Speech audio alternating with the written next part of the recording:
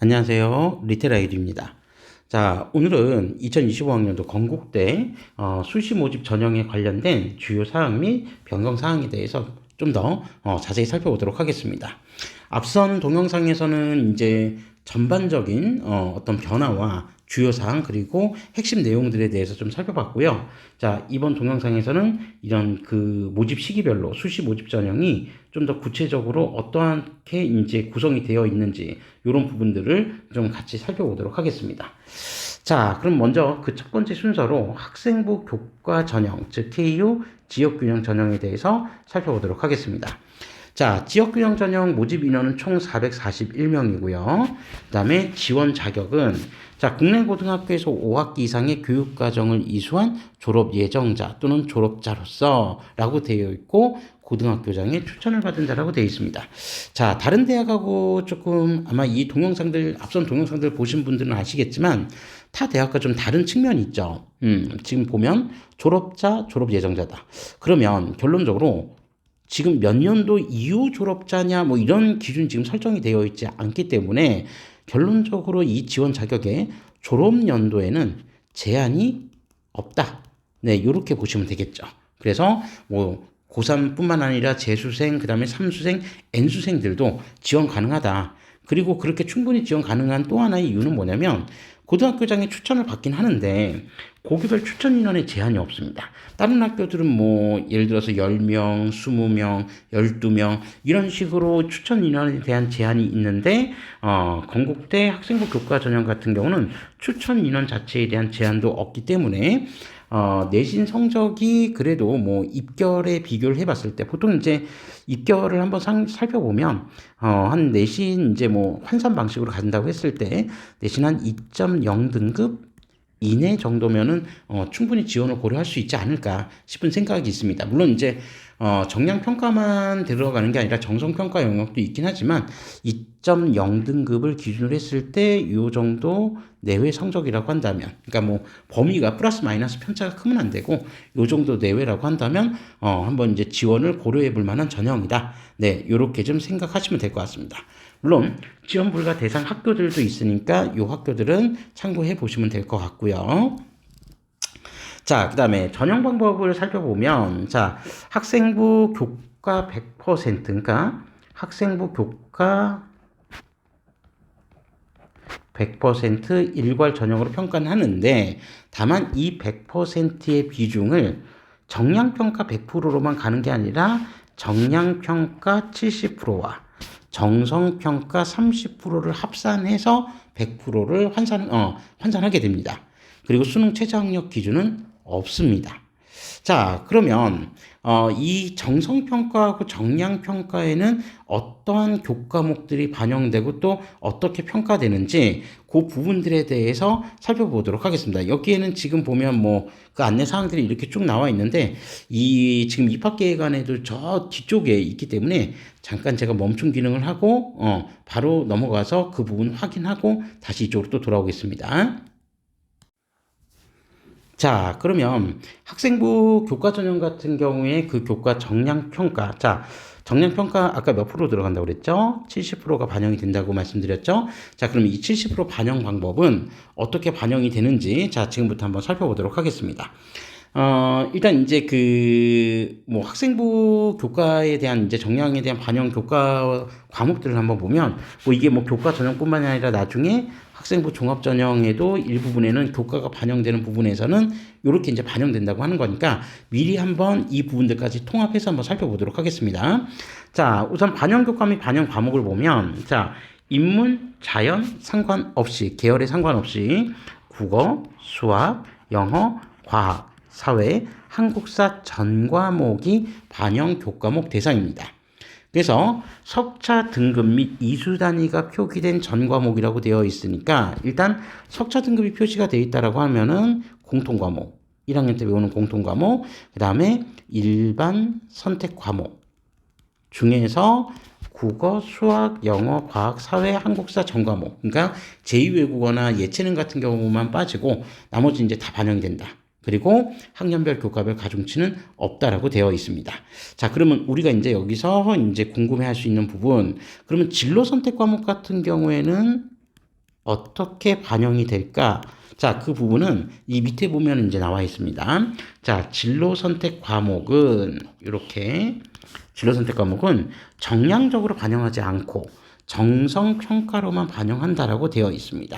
자, 그러니까 정성 평가로 반영된다고 했으니까 정성 평가 같은 경우에는 아마도 이제 어떤 진로 연계 과목들을 잘 이수했는지 그 이수 여부나 또는 성취도를 정성 평가를 하게 될 가능성이 이제 높은 거죠. 그러니까 성취도에 대한 부분을 뭐 어떤 학교들 같은 경우는 성취도 A는 몇 점, 성취도 B는 몇 점, 성취도 C는 몇 점 이런 식으로 정량 평가를 할 수도 있는데 건국대학교는 이 부분을 정량 평가하지 않고 정성 평가를 한다고 하니까 이런 부분들에 대해서 정성평가 영역으로 남겨놓았다. 이렇게 좀 보시면 되겠습니다. 자, 그러면 정성평가는 어떤 식으로 하는지 그 부분도 살펴보도록 하겠습니다.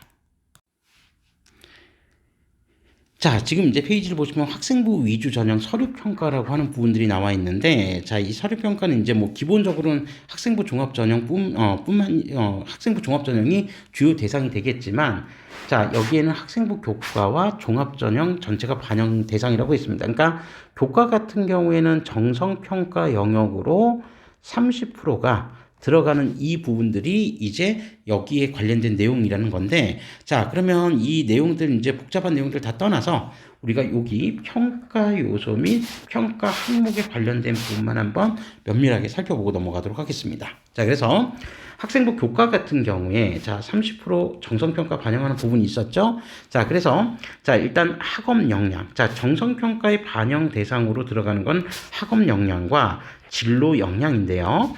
자, 여기 학업 역량이라는 건 학업 성취도. 자, 성취도, 학업 태도. 앞서 말씀드렸던 것처럼.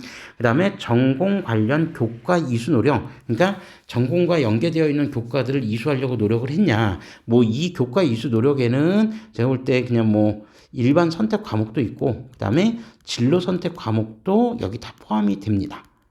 과목도 포함이 되고요. 그 다음에 전공계열 관련 교과 성취도, 그러니까 ABC 뭐 이런 성취도 같은 경우에도 우리가 한번 살펴보겠다. 뭐 이런 부분으로 좀 정리하시면 될 것 같습니다.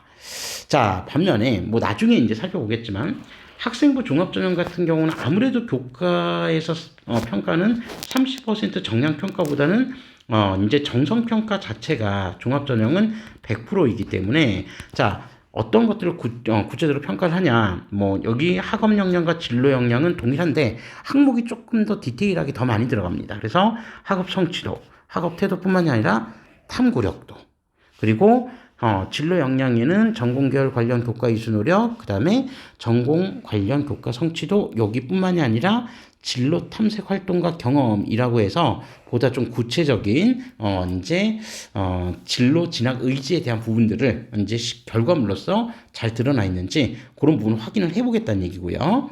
자, 그 다음에 교과 정성평가 30%에 들어가 있지 않은 공동체 역량. 그래서 협업과 소통 능력, 나눔과 배려, 성실성과 규칙 준수, 리더십 등. 그러니까 기본적인 어떤 학생들의 인성과 관련된 부분들을 파악할 수 있는 공동체 역량도 역시 종합적으로 평가를 하겠다라고 하는 걸로 좀 비교를 해보시면 되겠습니다. 자, 그래서 학생부 교과 전형에서 30% 정성평가 영역과 학생부 종합 전형 100%의 영역은 이제 비슷한 항목도 있고 차별화된 항목도 있으니까 이 부분들 생기부 관리할 때 어떤 식으로 관리를 해야 될지 조금 생각을 해보면서 그 활동 정리를 해야 될 필요가 있다고 생각을 합니다. 자, 이렇게 해서 학생부 교과 전형에서 자, 정량 평가 70%와 정성 평가 30%를 산출하는 방식에 대해서 살펴봤으니까 그 방금 말씀드렸던 그 산출 방식들을 좀 명확하게 좀 잘 기억해 주시면 될 것 같고요.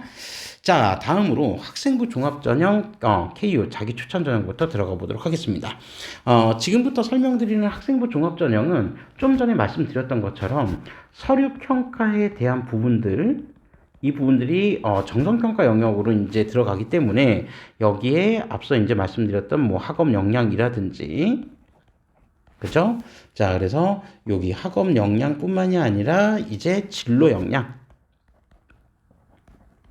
그 다음에 공동체 역량, 요런 부분들을 종합적으로 평가한다라고 하는 점, 좀 전에 말씀드렸던 그 부분을 다시 한번 좀 체크해 보시면 될 것 같고요.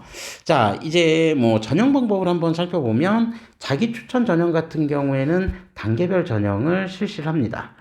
그래서 단계별 전형을 실시하는 건국대 학생부 종합 전형은 여기 자기 추천 전형 이외에 특수 교육 대상자 전형도 단계별 전형을 실시한다. 이렇게 생각해 보시면 되겠습니다. 자, 그래서 1단계는 서류 100%, 2단계는 자, 1단계에서 이제 선발한 3배수 인원을 대상으로 서류 70%와 면접 30%를 합산해서 최종 합격자를 선발하고 수능 최저학력 기준은 적용하지 않습니다.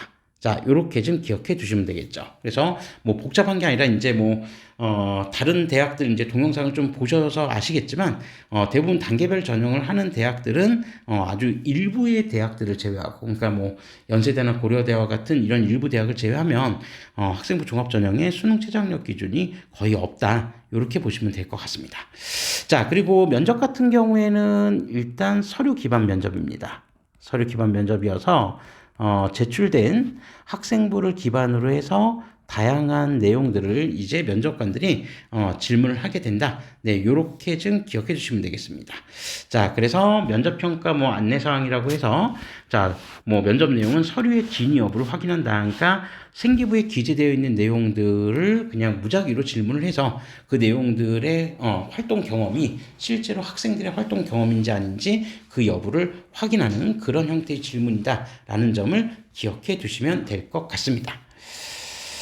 자, 그 다음에 다음으로 학생부 종합전형, 자, 사회통합전형입니다. 자, 이미 이제 제가 앞선 동영상을 보신 분들은 아시겠지만, 2025학년도 사회통합전형은 일단 대단히 중요한 변화들이 있다. 특히 지원 자격 요건의 변화를 반드시 체크하셔야 된다. 라고 말씀드렸습니다. 그죠? 자, 그래서 지원 자격 같은 경우에는 일단 국가보훈 대상자. 자, 첫 번째 지원 자격. 그 다음에 두 번째 농어촌 학생. 그리고, 세 번째 기초생활 및 차상위 계층. 자, 요렇게 딱 세 가지의 지원 자격 요건만 해당이 된다는 점 기억해 두셔야 됩니다. 그러니까 제가 뭐 앞선 동영상에서는 그런 말씀 드렸었지만 뭐 2024학년도 같은 경우에는 이거보다 훨씬 지원 자격 요건이 다양했었다. 그래서 무려 8개의 요건이 지원 자격 요건이 있었는데 뭐 그중에는 뭐 이제 뭐 공무원 자녀들 15년 이상 근무했던 뭐 그 직업군이나 경찰, 그 다음에 소방 공무원 자녀들, 뭐, 요런 부분, 이런 지원 자격이라든지, 그 다음에 뭐, 다자녀, 다문화 가정, 뭐, 요런 이제 전형 등 여러 가지 지원 자격 요건이 있었는데, 그 8개 요건이, 이제 많이 축소가 되었다. 네, 요렇게 좀 기억해 두시면 될 것 같습니다.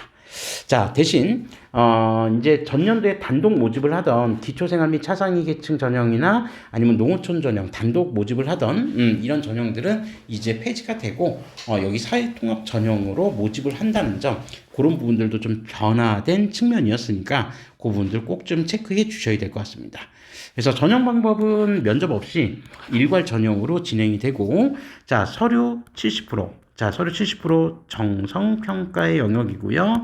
그 다음에 학생부 교과 정량평가 30%가 들어간다.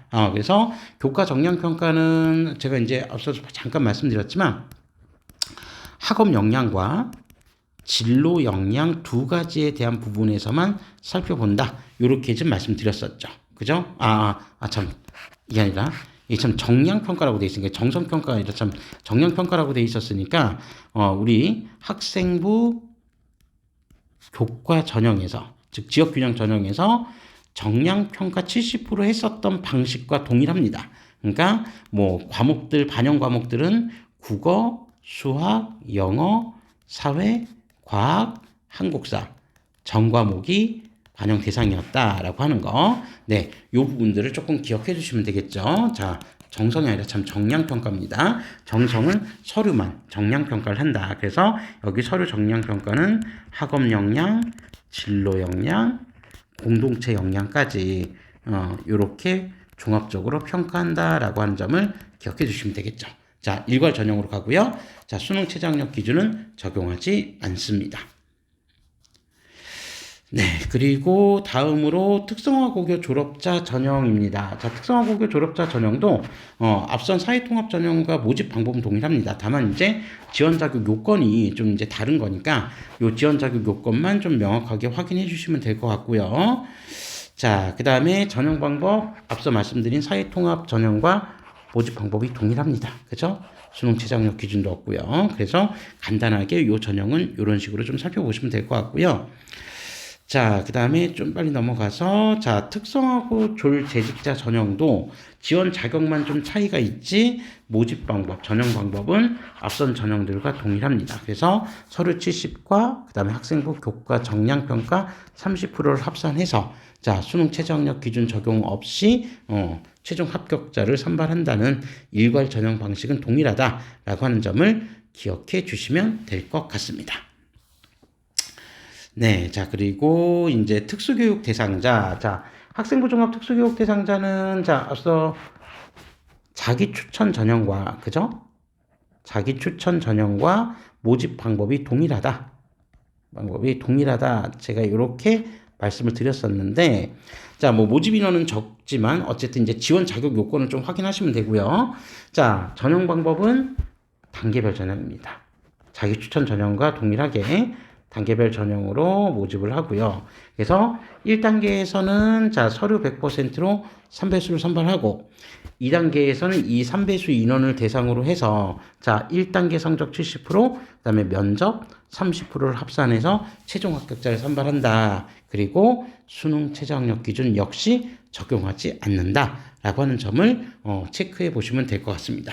뭐 모집 인원도 적고 지원 자격 요건에도 제한이 있으니까 네. 이 해당 지원 자격 요건을 갖춘 학생들만 좀 살펴보시면 되겠죠. 자, 그리고 나머지 이제 뭐 기본 사항은 다 동일하고요. 자, 그다음에 논술 전형. 이제 마지막 이제 논술 전형 이제 좀 살펴볼 건데 자, 논술 전형 같은 경우에는 자, 이제 전형 방법 및 수능 최저학력 기준에서 자, 논술 100% 일괄 전형으로 선발을 하되 수능 최저학력 기준을 적용합니다. 수시 전형에서 뭐 앞서서 교과 전형도 그렇고 학생부 종합 전형도 그렇고 수능 최저학력 기준을 적용하지 않았는데 논술 전형은 수능 최저학력 기준을 적용하죠. 자, 그런데 이 수능 최저학력 기준이 2025학년도에 변경된 사항이 있다고 제가 첫 번째 동영상에서 말씀드린 적이 있습니다. 그러니까 2025학년도의 변경 사항은 뭐냐면 수능 지정 과목이 폐지가 되었다라고 하는 점. 그러니까 수능 지정 과목이 폐지가 되었다는 점은 자, 앞서서 2024학년도의 경우를 살펴봤을 때 자연계열 응시자, 뭐 수의학과 포함해서 자연계열 응시자들 같은 경우에는 자, 수학 같은 경우에 기하나 미적 기하나 미적 문 둘 중에 하나를 택일을 해야 됐고 과학 같은 탐구 같은 경우에는 과탐만 선택을 했어야 되는데 이제 2025학년도에는 계열 상관없이 수학도 자유롭게 그리고 탐구도 사탐을 선택하든 과탐을 선택하든 상관이 없다. 요게 일단 가장 중요한 변화 중에 하나라고 했습니다. 그래서 여기 밑에도 영역별 선택 과목 제한이 없다라고 돼 있죠. 그죠? 자, 그래서 뭐 등급 합 기준은 전년도하고 동일합니다. 그러니까 인문자연이 2합5, 수의학과만 3합4, 한국사 5등급 이내라고 하는 기준은 동일한데 어쨌든 응시 과목에 대한 제한이 없어졌다는 점.